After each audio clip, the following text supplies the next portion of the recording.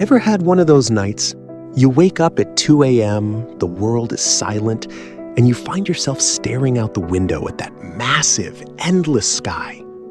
You see the stars, the moon, the sheer vastness of it all, and you can't help but ask, who put this all here? Is there someone behind the scenes, a grand architect or a creator, pulling the strings of our lives? Most of us grew up being told that everything is under someone else's control. But did you know that about 2,500 years ago, a man came along and completely flipped that script? He didn't do it to be rebellious. He did it out of pure love and a deep desire to understand what it means to be human. I know you've got questions. When people talk about Buddhism, it can feel a bit mysterious. Is it a religion, a philosophy?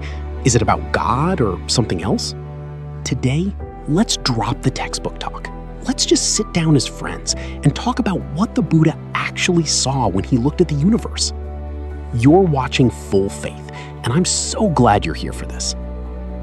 Here's the big reveal that catches people off guard. Buddhism doesn't actually believe in one single, all-powerful creator god. Now, hold on. Before you think, wait, so does that mean the Buddha thought everything was just a random accident? No, not at all. The Buddha had this beautiful, mind-blowing idea called pratitya samutpada. Yeah, it's a mouthful, but let's call it something simpler. The law of causes and conditions. Think about it this way. Does a mango tree just pop out of thin air? Of course not. You need a seed. But even the seed isn't enough. You need the earth to hold it, water to wake it up, and the sun to give it strength. Every single thing, the tree, the fruit, the shade, depends on something else. The Buddha saw that the universe doesn't have a single starting point or a creator who pushed a button. Instead, it's like a never-ending flow. One wave leads to the next, and that wave leads to another. Our world isn't a static painting made by an artist. It's a living, breathing river. Isn't that a powerful thought? You aren't just a creation. You are part of an infinite, interconnected dance. We've all been there. Life hits us hard, and we look up and say, maybe this is just what's written in my stars, or it's God's will. But Buddhism gives you a very different kind of power. The Buddha said that your life, your ups, your downs, your messy middle, isn't a script written by a deity. You are the architect of your own life. Think about it. If you do something kind today, who gets to feel that warmth? You do. That's what we mean by karma. It's not about some cosmic judge giving out points. It's simply the law of action and result. In this tradition, the focus isn't on trying to make a creator happy so you can get a good life.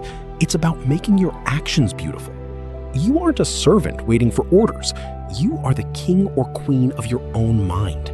You have the freedom to look at your mistakes, learn from them, and literally rewrite your future. Doesn't that feel so much more hopeful? To know that the pen is in your hand? Now, I know what you're thinking. Wait a second. If there's no creator, what's up with all those names I see in Buddhist books? Who is Mahabrahma? What about all those deities? It's a great question. Here's the thing. The Buddha didn't actually deny that gods exist, but his take on them was, well, pretty surprising.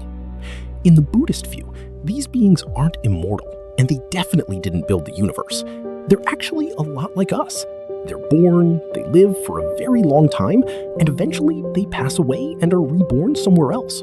They're stuck in the same cycle of life we are. The Buddha taught that praying to these beings for your salvation is kind of like asking a fellow traveler for a map they don't have. Instead of looking for a deity to save us, he told us that the real secret to peace is winning the battle inside our own minds. It's about conquering your own heart, not winning favors from above. Doesn't that make the journey feel more personal?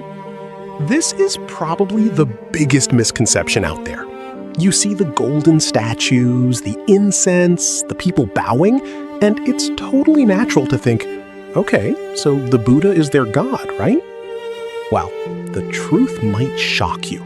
Siddhartha Gautama, the man who became the Buddha, wasn't a god. He wasn't a son of a god or an avatar sent from the heavens. he was a human being. He was made of flesh and bone, just like you and me. But he was a human who did something extraordinary.